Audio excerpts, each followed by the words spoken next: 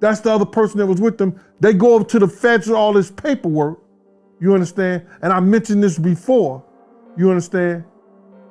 They not only talking about the extortion stuff, they talking about how they trying to be made to have this what you call this promotion, this distribution thing. They putting Jay-Z was a part of it. They telling their story, and it all is coincide what we said years ago. A lot of people go and say, oh, that's the homeboy. He snitched on everybody else, but he ain't snitched on me. He's still a snitch. Where's P. Diddy, Shyne, whatever you want to call him? Sean Combs and Sean Carter have been working together for the better part of 25 years to find a way to take over full control of the entertainment industry. They have been slumping and sidelining relevant hip-hop communities for decades so that they can have control. Diddy's former bodyguard gang deal is back in the spotlight with shocking claims about how Diddy and Jay-Z allegedly snitched to the feds to shut down the planned Suge Knight and other black executives had for the first major black distribution company back in the early 2000s of SABOTAGED. Prince and Dame Dash were all in on this plan to unionize black artists and create an all-black-owned music distribution company. But it all came crashing down when Diddy and Jay-Z withdrew from the deal and allegedly said niche to the white-owned distributors. Next thing you know, the deal was blocked and the FBI raided everybody but what exactly did Gina reveal about Diddy and Jay-Z being snitches for the feds? Did these two really destroy a plan that could have changed the music industry? Let's get into it.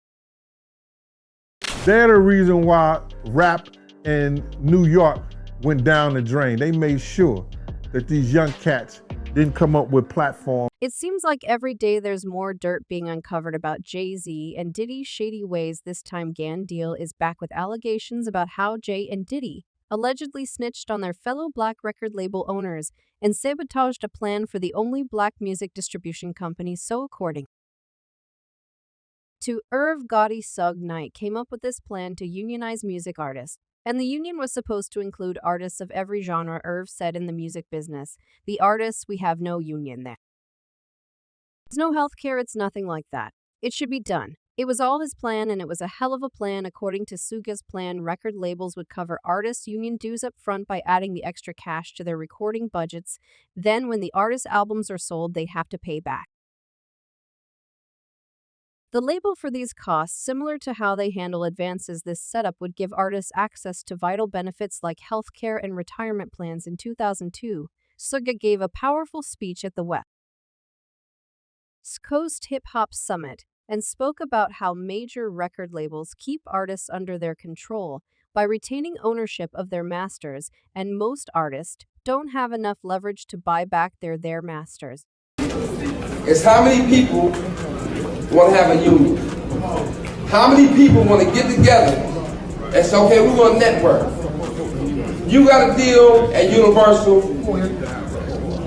and your points is too low. You got a deal at Universal and they got 100% of your publishing. You got a deal at Sony and you don't own your masters, but it's your artist.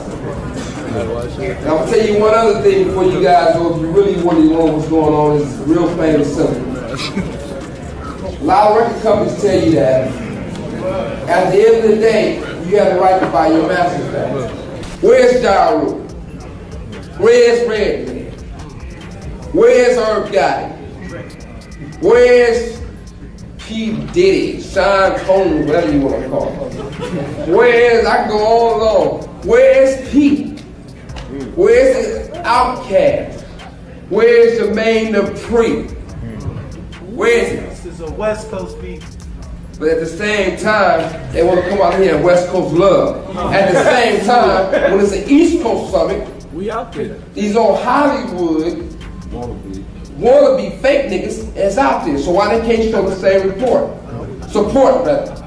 Not an idiot. Don't get me wrong. You know, it's cool. At the same time, Mind you, Suge dropped Vitae because this summit took place before Irv agreed to join Suge's plan. However, Suge eventually managed to get almost all major black record label executives to side with him, all but two, Jay-Z and Diddy.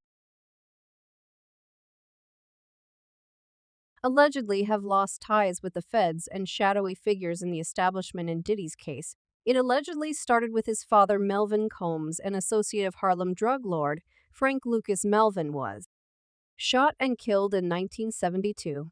And while the case was never officially solved, Gandil claimed Melvin was taken out by his own men for being a snitch and, according to Gene, Diddy almost suffered the same fate because the bullets that killed Biggie Smalls in 1997 were reportedly meant for Diddy. Let's reminisce that night we was at Andre Harrell's house, and I told you that this cat was coming to kill us or try to get at us that night. I told you I had intel, but you didn't want to hear it. Let's reminisce the fact I told our driver, Kenny, run this next 3 lights. Run the light, Kenny. Kenny ran the light, Big stopped at the light. Big get killed. Wasn't meant for him, bruh. Let's reminisce.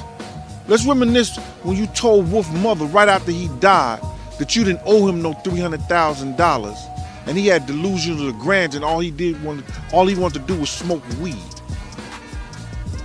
Let's even go deeper than that, bruh. Let's reminisce how you had people on the security team find people to testify against Shyne. You a rat. I ain't gonna even put you in the category as a rat, dog. You worse than what your father was. Let me give you a little intel on him. You understand? That meeting that New York Freddie want to have with you, Freddie Myers, and tell you the real deal on your father? Let me give you something, dog. You would have died just like your father did that night if I wasn't in the car with you. You understand?